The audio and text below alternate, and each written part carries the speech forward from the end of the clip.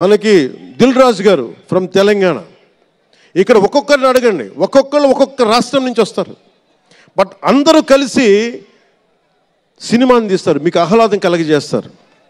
ఇప్పుడు మాకుంటుంది, నేను ఎప్పుడు కూడా నాకు ఇష్టం లేనిది సభావేదికగా ఒక్కటి శంకర్ గారికి కానీ దిల్ రాజు గారికి కానీ తెలుగు చిత్ర పరిశ్రమకు కానీ భారతీయ చిత్ర పరిశ్రమకు కానీ ఒకటితే మనం నేర్చుకోవాలి. ఎప్పుడు మనం భారతీయ చిత్ర పరిశ్రమ అనేవాళ్ళం తప్ప లాస్ట్ 90s నుంచి టాలీవుడ్ అని, బాలీవుడ్, కాలీవుడ్, మాలీవుడ్ మనం ఎందుకు ఏప్ చేయాలి వీళ్ళని? Why do we have to ape Hollywood? మనం ఒకప్పుడు మాయాబజార్ లాంటి సినిమాలు తీసిన వాళ్ళం, మూకీలు తీసిన వాళ్ళం. చిత్ర పరిశ్రమ ఒక బెంగాల్లో పరివిడిల్లింది అక్కడ. సో మనం ఎందుకు వీళ్ళని ఫాలో అవ్వాలి? వాళ్ళు హాలీవుడ్ డిసిప్లైన్ ఫాలో అవ్వం, Hollywood method of film making follow అవ్వం, Hollywood method of skill development follow అవ్వం. కానీ ఆ వుడ్ను మటుకు తీసుకున్నాం, మాలీవుడ్. ఇది మటుకు మానాలి.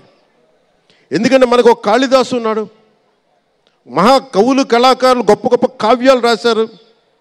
సో మన జాతి తాలూకు ప్రాముఖ్యతని సినిమాలే చెప్పగలగాలి.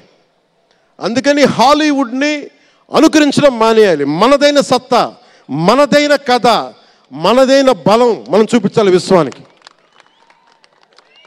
అది చూపించకపోతే ఏమవుద్దంటే ఎక్కడ కూర్చొని ఈరోజు ఇప్పుడు కాపీ చేద్దామంటే కుదరదు. You have to come with original stories, సహజమైన కథలతో పట్టుకురావాలి. ఆ విధంగా ఉండాలి అంటే ముందు చిత్ర పరిశ్రమలో కూడా చాలా డిసిప్లిన్ రావాలి.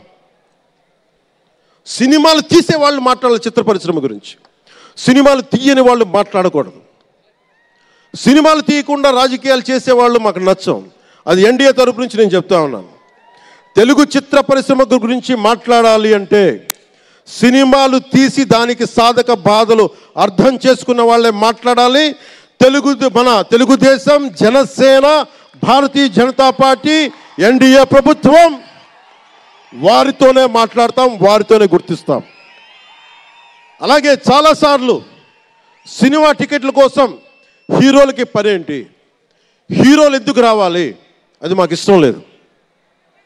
మహా అయితే నిర్మాతలు రండి, ఒక ట్రేడ్ బాడీ రండి, మీ యూనియన్ రండి, మేము అది ఇచ్చేస్తాం. అంతేగాని హీరోలు వచ్చి మాకు నమస్కారాలు పెట్టాలి,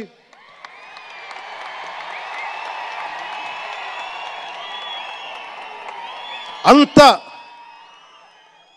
ఒక లో లెవెల్ వ్యక్తులం కాదు మేము.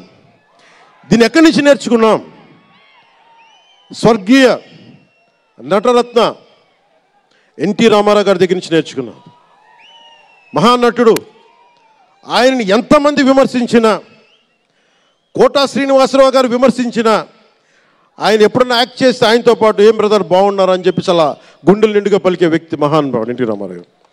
ఇంత తెలుగుదేశం పార్టీ ఎన్టీ రామారావు అన్నిసార్లు ముఖ్యమంత్రిగా ఉన్నప్పుడు కూడా ఎప్పుడు ఘట్టంలేని కృష్ణ గారు కాంగ్రెస్లో ఉండి కూడా కనిపిస్తే ఇద్దరు ఆప్యాయంగా మాట్లాడుకునే వాళ్ళు. ఎన్టీ రామారావు గారు ఎప్పుడు వివక్ష చూపించలే.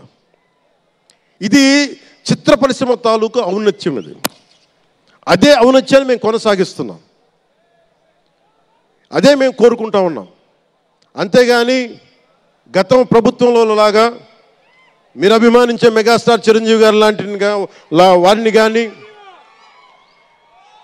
బాహుబలి ప్రభాస్ గారిని కానీ, మహేష్ గారిని కానీ, ప్రిన్స్ మహేష్ అంటారు కదా, మహేష్ గారిని కానీ, ఇంకెవరిని వెళ్ళారా, ఇంకెవరు వెళ్ళినా కానీ మేము ఇవన్నీ ఎందుకు చేయట్లేదంటే మాకు సినిమా పరిశ్రమ మీద గౌరవం ఉంది. నారా చంద్రబాబు నాయుడు గారు ఇప్పటికి 4వ ముఖ్యమంత్రి. ఆయన 3 సార్లు కానీ 4 సార్లుగా ముఖ్యమంత్రి ఉన్న ఈ సమయంలో ఎప్పుడు కూడా తెలుగు చిత్ర పరిశ్రమకి దోహదపడ్డారు తప్ప ఆయన ఎప్పుడు తెలుగు చిత్ర పరిశ్రమని ఇబ్బంది పెట్టలేదు. తిరిగి మేము సినిమాని గౌరవించే వాళ్ళం. ఇక్కడున్న చిత్ర పరిశ్రమ కోసం, సినిమాల కోసం పరితపించే కథల కోసం మనం వెనకాడతాం. మన కథలు కావాలి. సినిమా జీవితంలో లేని సినిమాల్లో వెతుక్కుంటాం మనం. జీవితంలో దొరకని న్యాయాన్ని సినిమాలో న్యాయం దొరికితే తృప్తి పడతాం. ఒక్కటి సినిమా తీస్తే ఎందుకు చూస్తాం మనం శంకర్ గారి డైరెక్షన్లో? అరే మన జీవితం